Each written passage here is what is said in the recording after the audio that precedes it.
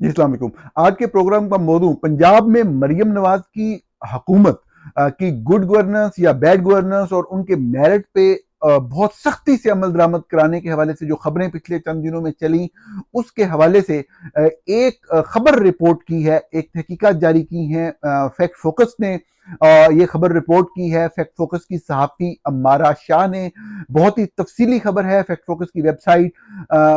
पर जारी की गई और इसका एक उर्दू वर्जन जो है वो हकाइक.com हकाइक की वेबसाइट पर भी जारी किया गया। इस खबर की तफसीलात क्या हैं, ये किस तरह का मामला है, किस तरीके से अपने करीबी लोगों को नवाजने का मामला है। ऐसे वक्त में जब मुल्क बदतरीन मुआशी बहरान का शिकार है, लोग महंगाई और बेरोजगारी से बहुत बुरी तरह तंग आ चुके हैं, किस तरीके से गरीब टैक्स देने वालों की जो रकम है उसका ज़िया बिल्कुल एक इररेलिवेंट, एक गैर मुफीद मंसूबे के ऊपर किया गया, जो कि सिर्फ एक शख्सियत के खानदान की जमीनों को नवाजने के लिए था। ये खबर अमारा शाह ने जो रिपोर्ट की, ये खबर बुनियादी तौर पे दरियाए चनाब के किनारे पर वाक़या एक आबादी, एक गांव बल्कि चंद गांव उनकी जमीनों को बचाने के लिए, दरिया के कटाव से बचाने के लिए एक मंसूबे के हवाले से है। और ये खसूसी तौर पे पाकिस्तान मुस्लिम लीग नवाज के अहम रहनुमा और साबिक वज़ीर आला पंजाब शहबाज शरीफ के दस्ते रास्त, उनके मोतमदे खास जो कि इस वक्त वज़ीर आज़म बन चुके हैं और वज़ीर आज़म बनने के बाद भी वो उनके साथ ही आए, आहद खान चीमा के गांव और उनकी फैमिली की जमीनों के ऊपर बनने वाले तकरीबन 84 करोड़ रुपए, लगभग 1 अरब की लागत जो है आप कह दें इसके ऊपर आ रही है। और ये मंसूबा सिर्फ ये है कि जो दरिया के कटाव का अमल है, उस अमल से एक पत्थरों पे मुश्तमिल मुख्तलिफ बंद, छोटे बंद, ये स्टड्स इनको कहते हैं बेसिकली, जो टेक्निकल इस्तेलाह है वो बना के उन जमीनों को बचाया जाए। मैं इस चीज को एक्सप्लेन कर दूं क्योंकि बाज लोग जो कि इस मामले को समझते हैं, उनके जहन में ये आएगा कि जी ये तो स्टड्स वगैरह बाजू का जरूरत होती है तो बनते हैं। सूरत हाल ये है कि दरियाए चनाब में और उसके दोनों किनारों पे जो है वो कटाव का एक अमल जो है वो एक मसला है। ये तहसील और जिला जो है ये हाफिजाबाद है पंजाब का। ये मसला सिर्फ एक हाफिजाबाद के इस जिस जगह पे ये इस इतना बड़ा मंसूबा जो है हुकूमत पंजाब लेके चली और उसको मुकम्मल कर रही है बहुत ही इमरजेंसी बुनियादों के ऊपर। ये सिर्फ इस छोटी सी जगह का मसला नहीं है, ये हाफिजाबाद के दर्जनों देहातों का और सैकड़ों देहात जो कि आप कह लें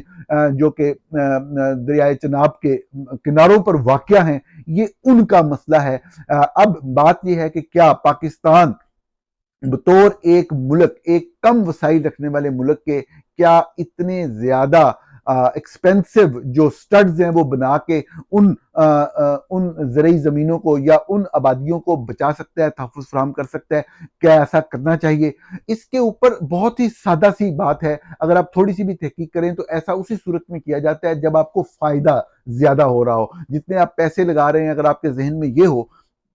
हमारे जितने वसाइल हैं हम सारे वसाइल भी लगा दें तो इस तरह दरिया के किनारे पे जो आबादियां बनी हुई हैं, अगर उनको तहफ़्फ़ुज़ फराहम करना शुरू कर दें हर आबादी को, खुसूसन जो दरिया के बिल्कुल करीब है, मतलब मील 2 मील के फासले के ऊपर वाक़ हैं, अगर उन एक एक आबादी को अगर उस तरह तहफ़्फ़ुज़ फराहम करना है, हम अपने पूरे वसाइल लगा के भी नहीं कर सकते। तो यकीनी तौर पर कहाँ पे स्टड बनने हैं, कहाँ की जमीनों को तहफ़्फ़ुज़ फराहम किया जाना है, कहाँ नहीं किया जाना, इस हवाले से क्या कवायद ज़वाबित हो सकती हैं, क्या असूल हो सकते हैं, क्या क्राइटेरिया हो सकता है, ये बड़ा वाज़ेह तौर पे डिफाइन होना चाहिए ताकि अगर किसी जगह पे कोई बड़ा बंद बना के एक बड़ी आबादी को तबाही से बचाया जा सकता है, एक बड़े लेवल पे ऊपर जो काश्त की काबिल काश्त जमीन है उसको बचाया जा सकता है तो बचाया जाना चाहिए। लेकिन ये वो बात नहीं है, ये वो मंसूबा नहीं है।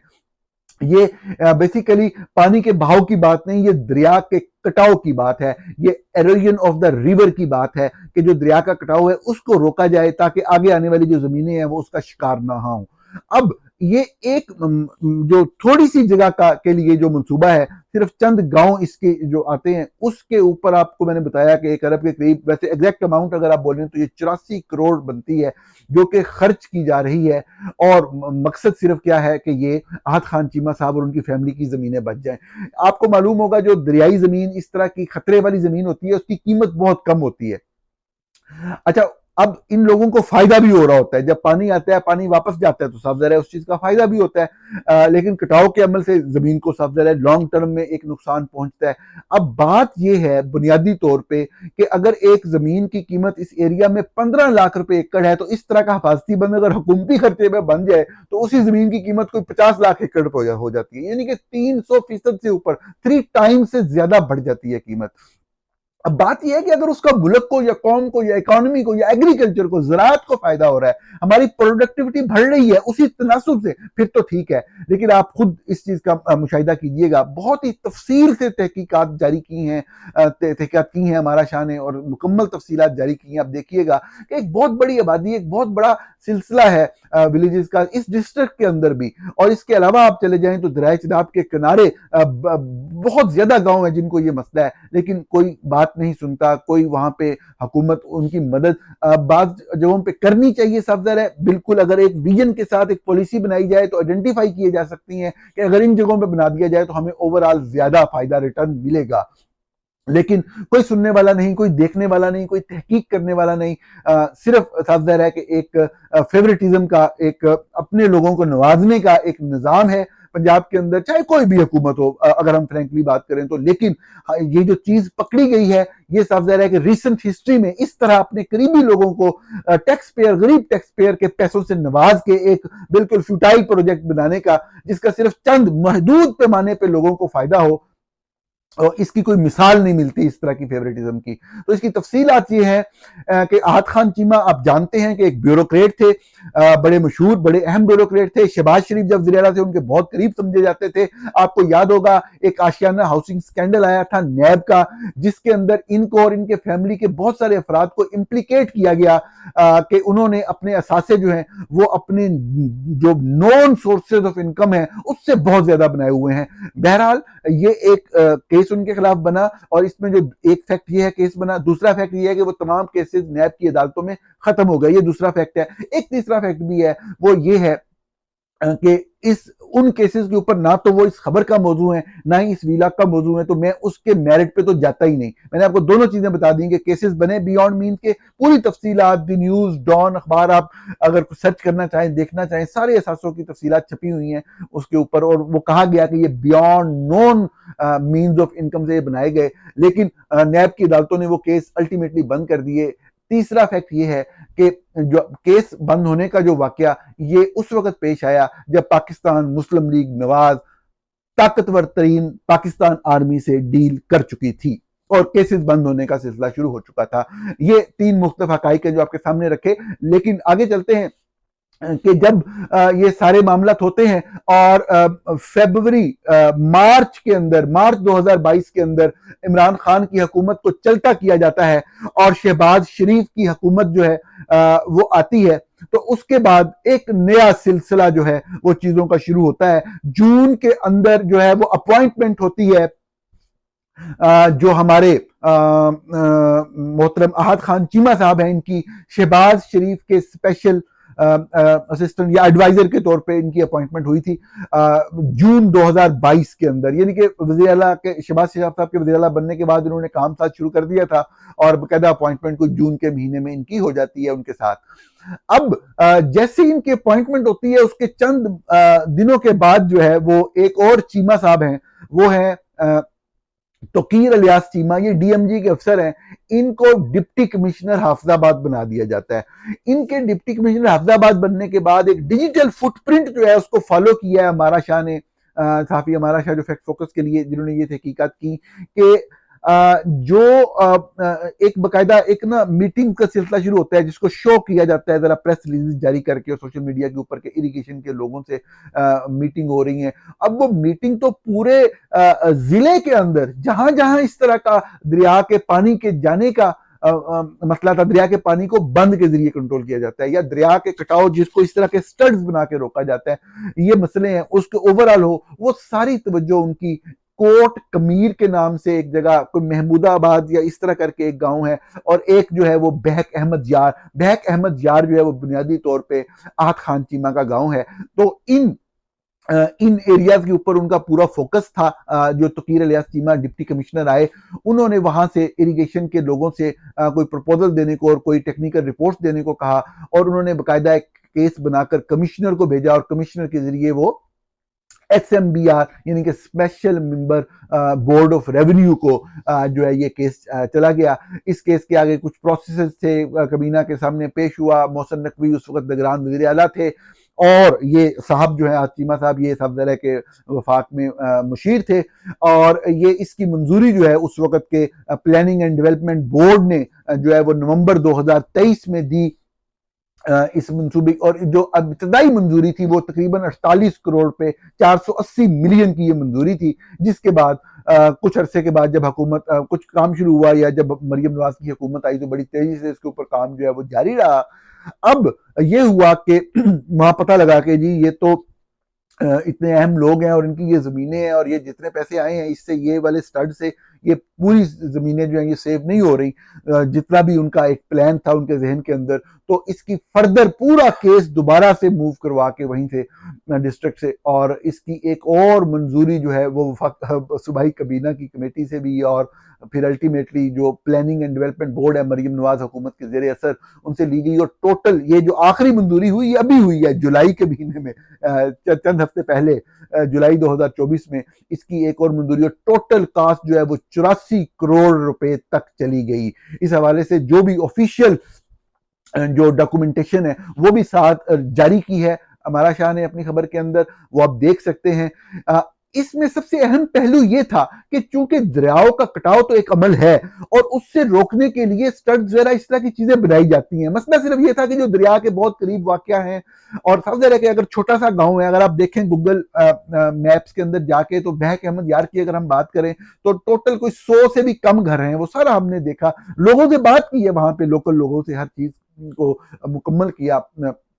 रिपोर्टर ने अपनी खबर को करते हुए। तो अब उसके अंदर आप देखें तो उसकी कोई लॉजिक, कोई वो नहीं बनती। इस तरह की आबादी, इतना ज्यादा पैसा लगाने से बेहतर है कि थोड़े से फासले के ऊपर आप एक टाउन थोड़ा सा डेवलप कर दें, उन लोगों को थोड़े से बड़े घर बना के दे दें। आप ना बना घर तो उन्होंने बनाने हैं, आप उसको थोड़ी बहुत डेवलपमेंट कर दें, वो वहां पे शिफ्ट हो जाए, उनको चलो थोड़े से कोई टैक्स पेयर मनी से पैसे दे दें आपको रीसेटलमेंट के। आप उस जगह पे जी हमारी याददाश्तें वाबस्ता हैं या जो भी है, उसका मुल्क को कोई फायदा नहीं है। चंद लोगों की जमीनों को सिर्फ फायदा पहुंचाने के लिए इतना बड़ा प्रोजेक्ट वहां पे वो तमीर किया गया। तो ये तो इसका क्राइटेरिया क्या था, ये जानने के लिए फिर जो तफसील से अगर आप खबर पढ़ें तो आपको पता लगेगा कि हमारा शाह ने हर तरह के डिपार्टमेंट से रब्ता किया। ये नहीं कि एक बात का पता लगा, एक मंजूरी का पता लगा और खबर लिख दी, कि ये समझने के लिए कि इसका क्राइटेरिया क्या था, कि जो वक्त का मुशीर है, जो वक्त का ताकतवर शख्सियत है, उसी के गांव की जमीनों के आसपास एक स्टड बन जाता है। इसकी वजह क्या है? एक हुकूमत को खत्म किया गया, एक हुकूमत आई और ये अल्ले तल्ले शुरू हो गए, और ये हमेशा से ये एक खासा रहा है इन लोगों का। जब भी इक़्तिदार में आते हैं अपने करीबी लोगों को नवाजते हैं, और टैक्स पेयर मनी का जो है वो बेदरेग इस्तेमाल किया जाता है। अब जब हमारा शाह राब्ता कर रही हैं, फर्ज करें कि इरिगेशन महकमा आपाशी का डिपार्टमेंट वो रेलिवेंट टेक्निकल डिपार्टमेंट है, तो वो तमाम लोग उनके जो हाईएस्ट बैठे हुए हैं पंजाब लाहौर के अंदर, वो कहते हैं कि देखें बेबी ये हमारा प्रोजेक्ट है ही नहीं, ये SMBR का प्रोजेक्ट है, ये रेवेन्यू डिपार्टमेंट का प्रोजेक्ट है, हम टेक्निकल लोग हैं, हमारे पास कोई भी प्रोजेक्ट लेके आएगा तो हमारे एक्सीएम ने मौके के ऊपर उस प्रोजेक्ट को एग्जीक्यूट करना है, वो अप्रूवल हुआ है, पैसे उसके अकाउंट में चले जाएंगे, वो आगे से एग्जीक्यूट कर देगा। हम इसके ऊपर बात इसलिए नहीं कर सकते कि ये हमारे इंफ्रास्ट्रक्चर के ऊपर नहीं बना हुआ, ये हमारा प्रोजेक्ट नहीं है, हमने इसके अप्रूवल के लिए कुछ नहीं किया, हमसे जो रिपोर्ट मांगी गई जो बनती थी हमने बना के दे दी। हम आपको ये नहीं बता सकते कि ये स्टड यहां क्यों बने हैं, अगले गांव में क्यों नहीं बने, उससे अगले में क्यों नहीं बने, वो क्या यतीम लोग हैं, क्या वो पाकिस्तानी नहीं है, तो इस बारे में हम कुछ नहीं बता सकते। तो आप मुतलका जो महकमा है उससे पूछें, मुतलका जो लोग हैं SMBR वाले उनसे पूछें, या जिन्होंने मंजूरियां दी हैं उनसे पूछें। अब जब हम उधर जाते हैं तो वो कहते हैं कि नहीं जी ये तो आपाशी वाले जो है ना उनकी मंजूरी होती है, वो करते हैं, वो टेक्निकल लोग हैं, उनको पता है, हम तो नहीं बता सकते, हमें तो पता नहीं है या हमें याद नहीं है। जिस बंदे से बात करें वो इल्जाम जो है दूसरे के ऊपर शिफ्ट कर देता है, कोई बंदा उसकी रिस्पॉन्सिबिलिटी लेने को तैयार नहीं। अब हमारा शाह जब काम कर रही थी तो मेरा उनसे राब्ता था, और उन्होंने सबसे पहले एक कंप्लीट मौकफ जो है चीमा साहब तक जानने के लिए भरपूर कोशिशें की, उनके नंबर पे, उनके ऑफिस के नंबर पे, उनके ऑफिस में विजिट किए, वहां पे लोगों ने कहा जी वो तो यहाँ बैठते नहीं, हो तो प्राइम मिनिस्टर ऑफिस में बैठते हैं। अब जो लोग इस्लामाबाद को और गवर्नेंस के मामला को, फेडरल सेक्रेटरीट को, वज़ीर आज़म हाउस को और इन चीजों को जानते हैं तो उनको मालूम होगा कि वजीर आजम जो है ना वो अपने मामला वजीर आजम हाउस से ही चलाते हैं। अब वजीर आजम हाउस तक किसी का भी दौर हो, बस इसमें कोई वो वाली मैं इसमें तफरीक नहीं करूंगा, किसी का भी दौर हो तो इंडिपेंडेंट सहाफियों की वजीर आजम हाउस तक रसाई नहीं होती ना।